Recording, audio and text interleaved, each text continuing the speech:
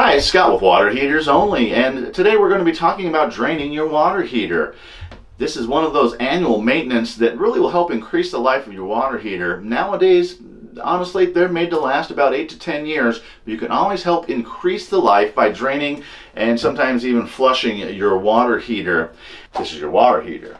In this particular home, it's in an inside little closet in the laundry room. They can sometimes be in an outside closet on a deck if it's an apartment. Often it's in the garage nowadays. This is where we prefer to put them. Right up here we have our hot and cold lines.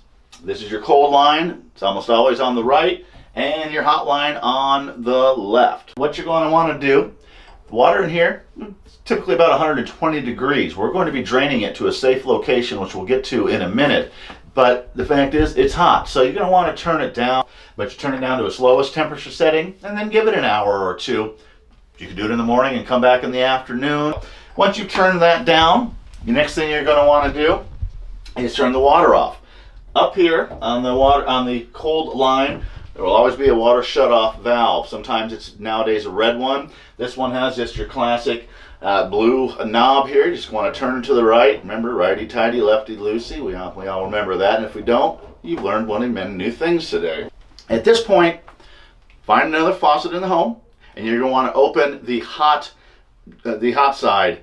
That way, when we run the water through, it will prevent a vacuum. And your next step will be locating a garden hose. We want this water to drain out to a safe location. At the bottom of your water heater, this is the drain right here. Now, often it'll just be a normal twist. Right here, looks like we've got one of the ones that's going to require a screwdriver. That's no problem. Go ahead and hook it up like you would normally any hose. Okay, now that we got the garden hose hooked up to the drain, let's find an acceptable location for this water to drain out. And this is a perfect location.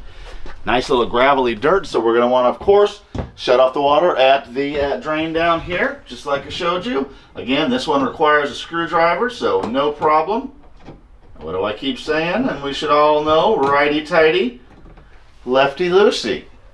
At this point, you can remove the hose. Now we're ready for the last couple steps, turning the water back on. And of course, we're going to do it right here on the water shutoff, which is on your cold line. We showed you that earlier, just to the left. It's either a regular knob like that or the red, either way, to the left. Make sure it's all the way open.